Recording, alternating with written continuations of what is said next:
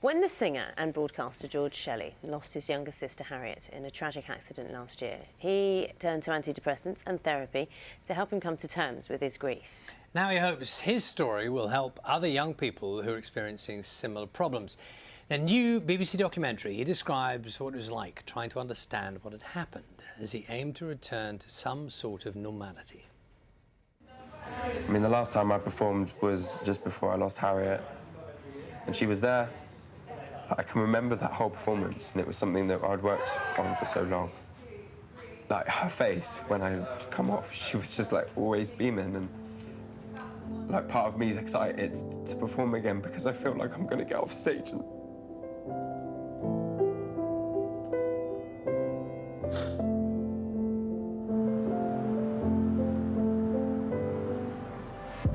It's things like that that really connect me with her and my memories of her. So I'm terrified about it because I'm like, am I going to emotionally be able to like keep everything together and hold everything together? I want to give a good performance. I want to be like, but I know that the whole time all I'm going to be thinking about is getting off stage and like seeing everyone, and there's just going to be one person that isn't there, and that's something I'm going to have to deal with. But I can't let that fear of being scared of not seeing Harriet after it, I can't let that stop me from doing it. Very, very emotional piece of filming there, George. Welcome, George Shelley, and welcome to Sofa. Very interesting what you've done in terms of exposing how you feel. But first of all, I think we just tell us about Harriet. Tell you about Harriet. I couldn't like fit it into how long have we got? She was my best friend. We grew up together, and we were kind of like more like twins than brother and sister because we just grew up in that same like development period. How much younger was she than you? 2.5 years. 2.5 years. Yeah, and she was a hard worker, went to university. She was studying to become a midwife, and she just had that energy that was just so giving and loving. And I still find it really hard to talk about her, but this is part of it, and I need to get through that. And sharing her soul and who she was, and she's going to live on through this, and she's leaving a legacy, and everyone's so proud of her for what she's doing now still. So.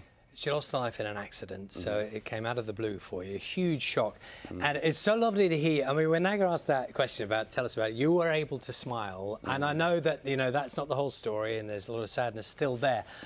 But this was such an important part of the process, wasn't it? Yeah. Because for a long time you were unable to see anything other than a sort of bleakness. Yeah, exactly. And that's what happens when you have a shock bereavement.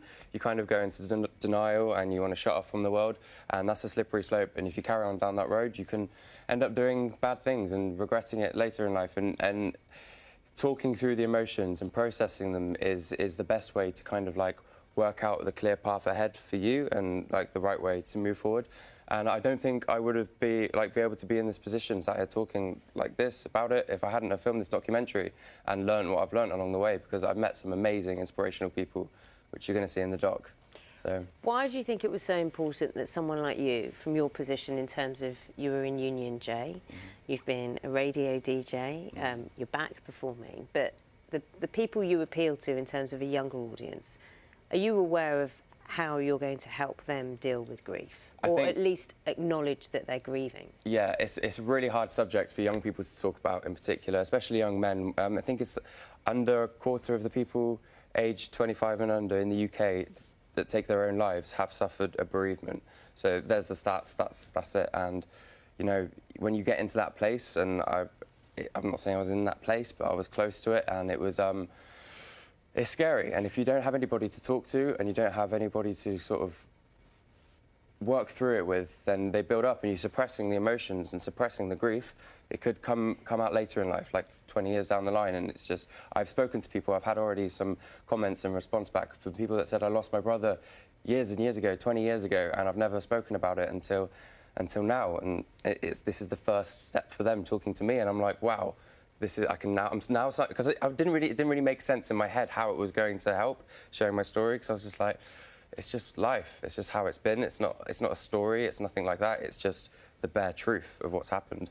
And the response that I've had so far, without the documentary even being aired, has given me a lot of comfort. And You're very honest about how you dealt with things, and one of the things that became apparent was that you shut yourself away, didn't you? Literally, you were taking antidepressants, shut yourself away from your family at a time possibly now I guess you're thinking that would have been the best thing to have done. There's no rights or wrongs in this, no. but you did actively shut yourself away from them at that time, didn't you?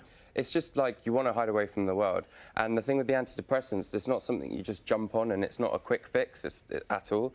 Like my therapist, it was back and forth. I actually refused them 3 times, and it was the 3rd time that he just said, look, if we don't really sort this out and if we don't work our way forward, then it's gonna start affecting you really badly, and we're gonna have to take this to another level, because I was in a really dark place. And I'm not out there advocating it and saying like they're a quick fix, but what they did for me was cleared the fog, and like that agoraphobia and wanting to like hide away, not wanting to leave the house or even talk to the people who I love, the people who are closest to me. What they did is kind of just like cleared the path, and I was able to work out which way I was going to go forward, rather than, because I was escaping. I was doing everything I could to escape. I was like I went to different like places, just trying to like run away from it all. But what happens is you go back home, and then it hits you again harder.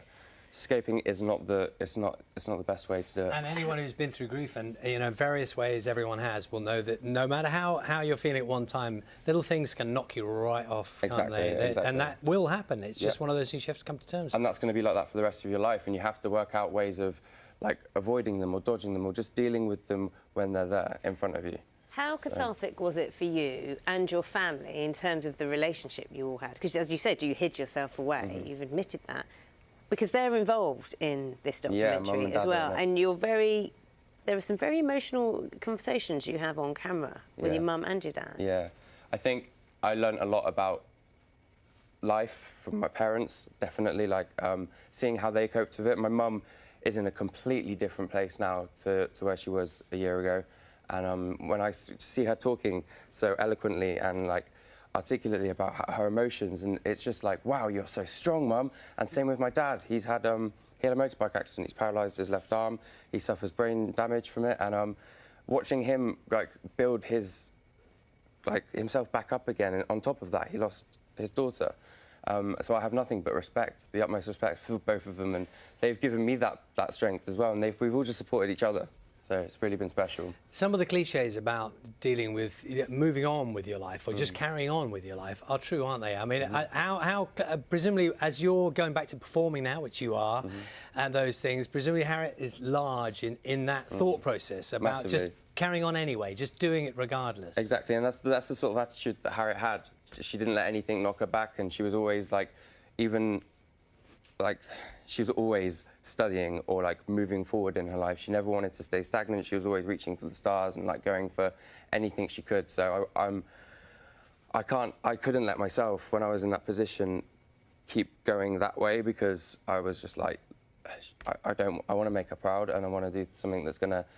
I need to turn this into a positive. Otherwise, because of the type of person I am. I'm growing up. I've always kind of been a bit, maybe looked at things in the negative side, and that's when it's easy to fall down. So I've kind of had to take her mentality that I watched her have going through uni and growing up and apply that to my life, and that's what's happened. Well, I'm sure people watching the film, will think you're very brave for doing it in the first place, but also a lot of people will get a lot from it, so... Yeah, I hope so. Yeah.